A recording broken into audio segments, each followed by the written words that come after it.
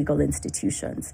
If, however, you need some flexibility to do some illegal things, then you definitely want some people who understand that, there are benefits to illegality. So this legitimacy crisis will continue, and it is going to be buttressed by the illegality, and it's not going to get smaller. I think one of the challenges for the courts has been constantly saying, oh my God, this is so big. Oh my God, can we actually dissolve parliament? Well, it was the same question we had about, could you ever nullify a presidential election? And the world didn't end, and we survived that, right? So I think creating sort of these monsters in the dark, when we already have a parliament that actually has demonstrated how little they are accountable to the people, is just going to postpone the inevitable. And as I said, I'm convinced we'll have the solution. But don't you see then, the why question that both Ndu and Ken were asking now becomes relevant. You see, if you are looking at this particular discussion, you're looking at the broad strokes of it, yes, the why question may seem mundane. But in my mind, it gets the heart of the matter, and for a very simple reason. Let's start with the commission that was set to implement the Constitution. Yeah? There was yet another one that was supposed to usher in the county governments. One would have assumed that these two would have been with us for at least 10 years. Because by then we would have had an idea of where we are going. Now the why question answers that. Those who are in parliament and who were able to do something about it knew what this could do. Yep. And it appears like it didn't work in their favor. Yeah. And since they had the power, they made sure there was a stillbirth. It never really went anywhere. It didn't even take off. Yeah. So everything we're discussing arises from some of these things that could have been resolved because those who formulated the Constitution had foreseen there was a need for this. Yeah. But those who we entrusted with the power to ensure that we actually got a good deal, why? They understood clearly that this wasn't going to be a good deal for them. Right. And that is, I think, a constitutional design flaw. All those commissions should have ceased to exist the moment that they could confirm that all the mechanisms to bring the Constitution existed. Yes. But, I have answered your why question, just not in the way you guys wanted me to answer it. The why... How did I want you to answer it? No, that's what I'm saying. I can make it better for you, the why question. Can I try? Okay, let's go ahead. Let me try. I think you're asking me why because you're finding that it rattles me, but let's go ahead. Not really. I find it extremely frustrating as a question. Because the question then, the most basic question in this will then be, how do you justify in your petition when you call for dissolution? I think the why is right there. How does your petition justify when you go before court? Okay, so, and this is a huge, I'm going a little broader than your why question. There is no court case, right? The dissolution advisory does not envision the courts reviewing it because dissolution only comes after there have been court orders to enact the legislation and Parliament has refused, right? So for me, what I am telling you about the why Parliament hasn't done this is because Parliament understands from their illegality, they are able to continue to do other illegal things. Finance bill, illegally review and appoint, approve cabinet secretaries, right? So Parliament understands there's an enormous amount of power from being unconstitutional. Okay, let's play. There's the why. Go, okay. The other thing is this. There are instances in Parliament that the two-third applies religiously. There are things that cannot go through Parliament without garnering the two-third. It applies religiously. Would you think that the fact that other things are happening without needing a legislation, a substantive legislation that stands in place for the same, they don't just care about it? Ken, there's lots of things Parliament doesn't care about. There's lots of things you don't care about, I don't care about. But Parliament is required by the Constitution to do this. So it's irrelevant whether they care about it. It's irrelevant whether they think it's important. It's irrelevant. They need to comply. They need to comply. Okay. So it's either we live in a constitutional order or we don't. And I think when we allow all these various, and this is also, to be very honest, why Parliament is emboldened not to comply. It's these kinds of questions, because these questions don't start from the position of why is the law not being followed. It starts from, oh, guys, you must have a really good reason for not following the law. That's not a benefit I'm given when I go in court. I don't think that has been our point. And I think we need to track back here. Yeah, that's not our point. It is not that you must have a very good reason as to why you're not doing it. It is. A reason that is being given can be ridiculous, but it is still a reason all the same.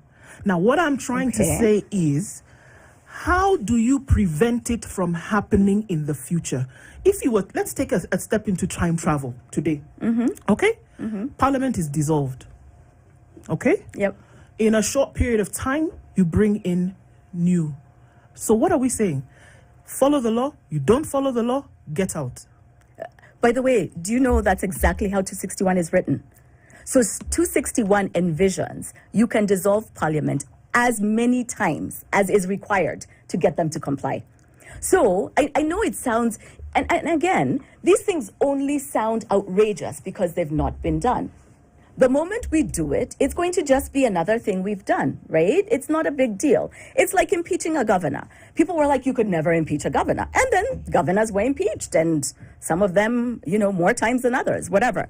So the thing with dissolution is it's not that radical a remedy. It is basically an attempt of the Constitution to slap Parliament's wrist and say, if you are not going to hold yourself compliant, this is what we're going to do. We're going to keep getting rid of you. And maybe at some point, Parliament then will find the wherewithal to have a reason to enact the legislation. Actually, maybe, to use the reason language, 261 dissolution is a reason for Parliament to enact legislation. Okay. Yeah. You scare them so much that they need to enact a legislation, because if you don't, you will be dissolved. You will be dissolved. But then, Get that that scare. raises another why question. Why must we scare them? Because they're incompetent Yes, fools. because they don't work. Exactly. They don't do I it. mean, All we right, shouldn't have I'm going to continue the why. Why do we elect these incompetent people? Why do we allow them to continue being in place? Hey, that's Then we- another guest, Daki City. Yes, Yes, exactly. Do you know the reason why I am going on with the why? Yes. It's for a very simple reason. In the absence of the why, you wouldn't have laid the emphasis that you've laid, and you would not have explained what you have explained. Something which gets your goat, because you've explained this thing so many times, you wonder why I'm so on bored God's of good it. earth don't these I'm people bored. get this thing that I'm saying, Yes. and yet it is so simple. Yes. To those whom you've explained before, please get irritated. There are many who've never heard that explanation or that understanding, and they need to understand it, and they need to hear it. Senator But Okiom Tata is actually on the line, and he has a word or two that just a few minutes that we want to that he would like to share this morning. So let's hear from him. Senator, good morning. Good morning. Hi. Very well. How are you doing? We're having a conversation. I'm fine. We're having a conversation about where we are concerning the fifth schedule, and of course, and its implementation, or in this case, lack of implementation, and to hear from you in terms of what your thoughts are around that. Thank you for. I've been following the conversation, and as usual, it's a conversation that unfortunately got us into a hole when former AG Gidu Muigai were in an advisory opinion to the court, or were seeking an advisory opinion from the Supreme Court, asked the question, when will the gender rule, whether the gender rule will be applicable to the 2013 elections or later. Mm-hmm. And so the word gender rule then finds itself into our jurisprudence. The Constitution does not have the damn word, the damn expression gender rule. So when people go on talking about what doesn't exist, I don't know. As regards the composition of Parliament, there was an attempt to have gender parity in both the national and the county assemblies. Along the way, during the review process, it was retained for the county assemblies and taken out for the National Assembly. for the National Parliament. So, in essence, I don't see even why these courts that are pronouncing themselves stand when they say that the composition of Parliament is unconstitutional. When you look at Article 2, Clause 3, I don't have my constitution, but I think it's Article 2, Clause 3, it's very clear that no provision of the Constitution can be challenged. Number two, during the review process, the people took it out. The only way we can proceed, for me, is by taking it back as a political question to the people themselves. Let the people decide. But to say that the way Parliament is constituted is unconstitutional is arrant nonsense. Whether it comes from the Supreme Court or whether it comes from a sweeper in the High Court or in the lower court. Senator, where the discussion is this morning is that there's and I think the question you have asked, what is the end game? Right. We have got a fast past the post-electoral system. That's not where we are. And across the world, it produces more men than women. Look at the US, look at Japan, look at Britain, look at wherever you want to look. Now, the reason she's refusing to answer the question you are asking her is because she knows she's acting in futility. And the courts cannot act in futility. If you want to get gender parity, and even me, I believe it should be 50-50, then we change the electoral system. We go the proportional way, and that requires a major amendment to the Constitution. So we cannot come here and think that we can use the court to reintroduce what the people rejected. The courts are creatures of the Constitution. They are not the makers of the Constitution. So are we saying, Senator? So they cannot introduce phrases like gender rule. Gender rule, what rule? A rule is something that you must obey. The word the Constitution uses is a gender principle, something you aspire to. So what I'm hearing you saying, Senator, here, and I'm just to wrap up this in about a minute, is that if we are actually going what we are looking for in terms of implementation, then you have to go back to the original foundation and tinker with that a little bit in order for this principle or any other issues that need implementation then to actually be achieved? No, this particular one doesn't need any implementation. It says that you develop this. You see, like right now, Machakos has got a senator who is a woman. He has a governor who is a woman. The same in Nakuru and many other places. They have not done this gender thing they are talking about. What we need is to create an environment where people can compete freely. That's not what we're discussing, Senator. Senator, we're talking about... But to say that Parliament can legislate... We're talking about the failure by Parliament to legislate on the 5th schedule, and the fact that... Parliament has not... There's nothing that Parliament has failed to legislate in terms of gender. There's nothing that Parliament has failed. Well, the courts disagree with you there. There's no requirement that Parliament should reconstitute itself. No, we're not talking... I think, Senator, you're confusing two issues. You're confusing the composition of Parliament, which it's true does not meet 27(8) and 81(b), which do require that not more than 2/3 of either the members of either body are of one gender, and the failure to enact legislation. The fact that it is in the Constitution... We're not talking about that. No article of the Constitution can defeat another. The fact that it's in the Constitution the way it is, that's how it's going to be. But that's not what we're talking about. You're confusing the matter. We're talking about dissolution and the dissolution advisory. Why you are dissolving Parliament for what reason? Parliament is not unconstitutional. And there's no requirement or need to change the composition of Parliament. So the thing is here, and I think Ken wants to come in. So the thing is here, Ken wants to come in. The schedule does not.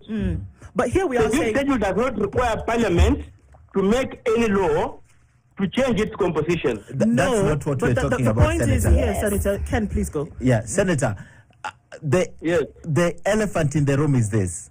There is a need for an enactment of a legislation that support this principle.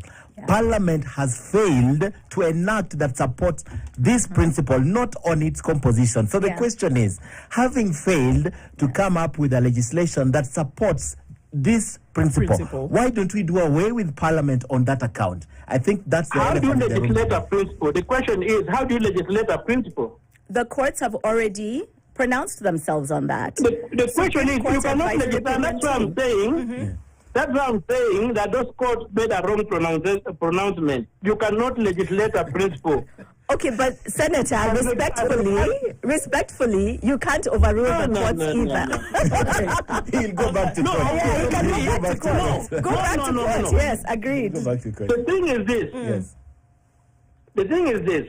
Yes, Senator. Okay. You know, you are stretching 261 to override 203. No, 2 clause 3. All right. And that cannot be allowed. Thank you very much for your insights on There that. is no gender rule in the Constitution. Thank you. Asante Sana, Period. Senator. There is Thank no you for gender calling. rule in the Constitution. It's a gender principle, and you cannot legislate a principle. Period. Asante Sana, thank you very much for your thoughts on that, Senator Asante. Senator Okiom Tata has been with us. So, Marilyn, even as we come to this, Ken, I know you wanted to clarify a few points there as we come, towards rounding this out. Actually, I think it's come out clear because we have been using 261, which is the consequential legislation. We have been using it basically to explain this. But I think she has a point at the end of the day. There's a failure here, and that failure needs to be addressed. And that's the elephant in the room. And I think that's where you're proceeding from. Yeah. And it doesn't need to go to court. For me, a lot of these things are good manners. If they don't happen automatically, then what happens? There must be checks and balances. And as we said, there are always checks and balances that are introduced in the Constitution, and even the legislations that come out of Parliament that just check some of these things that happen. But at the end of the day, we know how superior the Constitution is. And at the end of the day, we have to make reference back to the Constitution. So, catch-22 for me. But at the end of the day, you're not doing what you're supposed to do. So what is the recourse? What should happen? And that's where she is. Yeah. There are two words that Marilyn has used: legitimacy and illegality. I don't like this word that Kenyans use, bad manners. These aren't bad manners. That's euphemizing this thing. Because when somebody says someone has displayed bad manners, it's not criminal. What our parliamentarians do is criminal. Yeah. See? And you can't euphemize it by saying it is bad manners. And because they have already committed this wrong as a body, I don't think there's any other reason we need to look for. Exactly. They've checked themselves. Do you think now, as we look at things going forward, that the president will actually say, because it rests with him, he can be advised by the Chief Justice, whether or not he decides to do it really is under his purview. Do you think that he will, if recommended by the Chief Justice or any other body for that matter, from what we see today with different calls about capture of Parliament, beholden to the executive, that this could actually happen in the foreseeable future? I think, one, we have to be very careful about how we frame constitutional questions. So there's no legal basis for the president not to dissolve upon issuance of an advisory. That's exactly why I was saying Uhuru Kenyatta unconstitutionally failed to dissolve parliament, right? And I think it's again that back to that bad manners thing. There's no choice. When you're constitutionally required to do a thing, that's the shall versus may, which I've been very excited to hear Kenyans understanding. The president shall dissolve parliament means that there's no discretion. So if the president does not dissolve, then the president is in violation of the Constitution. We continue with our illegitimacy and illegality crisis. And the truth of the matter is that we will, they keep calling us the anarchists, right? The people who are asking for accountability, when actually what we're seeing with this continued illegality over 14 years is that the architects of anarchy are Parliament and the executive. And they're now co-opting the judiciary. Because to the extent that the Chief Justice does not issue an advisory independently right now, then she continues to be in violation of the Constitution as well. So the illegality and illegitimacy crisis cannot be resolved by illegal institutions. So when Kenya continues to live, operate, be sustained in a position of illegality constitutionally. What does that mean? It means that you end up with a situation that we have now, with protests, with bills being enacted where people have consistently provided evidence that they do not want certain bills enacted, with bills that are coming in that are undermining food sovereignty, our rights, including, demonstration, the right to demonstrate, rights that have been hard won. And as I told you guys, illegal institutions exist to commit illegality. Or perpetuate it. To perpetuate them, yes. So we're not going to get this illegal institution to do legal things. They're not going to represent us the way we want to be represented, which is what we've seen. Yeah. And of course, the insistence on such then beats living on a hope and a prayer that somebody one day will wake up and say, well, let's do something about this. But to keep the conversations alive, I think at this point, then is what is extremely important. Well, that's why I keep saying, so let's dissolve. And the thing with dissolution is we really are at a place where we need something that will shake up this establishment, because they really don't care, and they have to be forced to care. Conversations must continue. Marilyn Kimaro, thank you for being here this morning to open up these conversations and to see the reasons why they are had. Good morning at 9 a.m.